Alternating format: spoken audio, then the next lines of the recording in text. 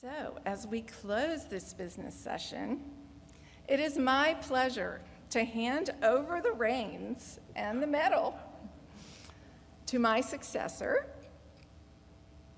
as president, Mr. Roosevelt Mosley. Congratulations.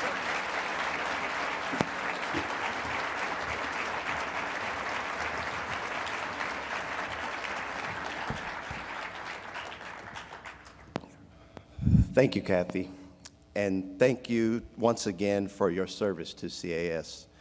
Kathy has been a steady, passionate, and principled leader, and it has been a pleasure working with her and getting to know her over the past year. Please join me again in thanking Kathy for her service.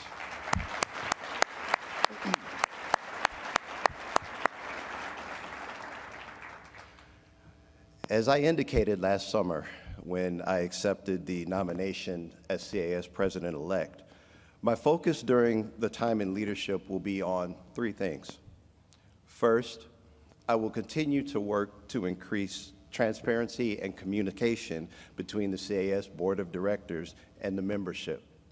Significant strides have been made in this direction, including improved access to board materials and minutes, and I look forward to continuing to strengthen the connection between CAS leadership and our members.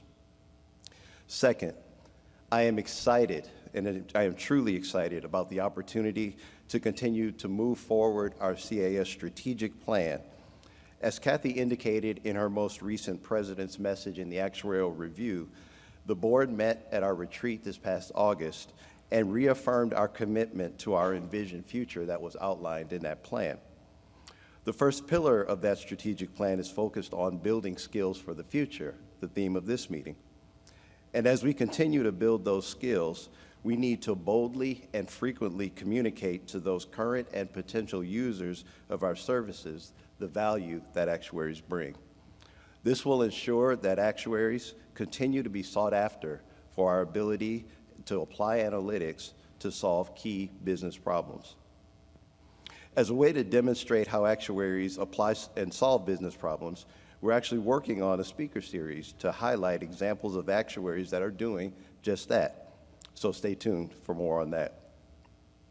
The third pillar of our strategic plan is focused on international growth, and this will be a big part of telling our story broadly, as the opportunity to influence general insurance around the world is great.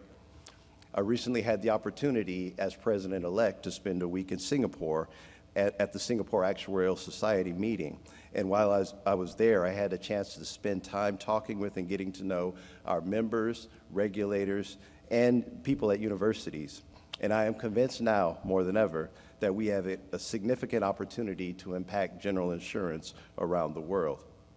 There are even there is even a member from Singapore that was recognized today.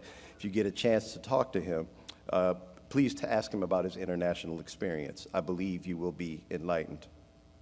Thirdly, I commit to advancing DEI and the second pillar, both within the CAS and the actuarial profession more broadly. Diversifying the pipeline stands solidly as our second pillar, and as we are successful in advancing that effort, all of us who are part of this great society will benefit. While I realize that this past year, everyone hasn't necessarily seen eye to eye on that point, I believe that by cutting through the misunderstanding and misconception about what DE&I truly is, we can focus on the things that I believe many of us agree with. As Kathy mentioned, the CAS was founded in 1914.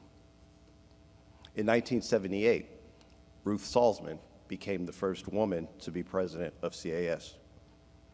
In 1984, 70 years after CAS was founded, Ollie Sherman became the first black FCAS. Linda Shepard, 4 years later, became the first black woman to achieve FCAS in this society. And just last week, my friend John Robinson became the first black president of the Society of Actuaries.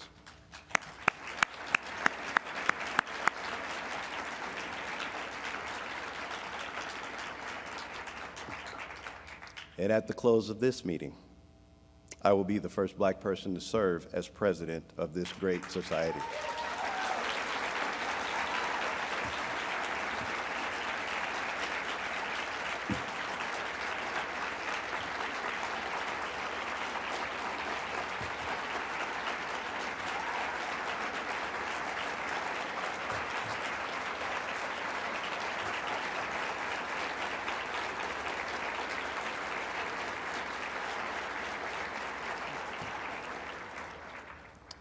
It is truly an humbling honor to serve in this position, but maybe you should have saved that applause until after my year to see if it's still warranted. Firsts are important because it is a signal that change is happening, but it cannot stop at first. If you think back to many of these and other firsts, we have reached a point for some of them where we've lost count. I don't know now how many black FCASs there are, because there are now a number of us. And I hope that at some point in the future, as those who are recognized today take their place in leadership in this great society, we truly will get to a point where we lose count. Dare I say, we don't have the need to count anymore. It is through faith in God, the dedication, love, and encouragement of my beautiful wife, who is my rock and my support, and the unwavering support of all the people at Pinnacle, and the support of all of you, that I am even able to serve in this role.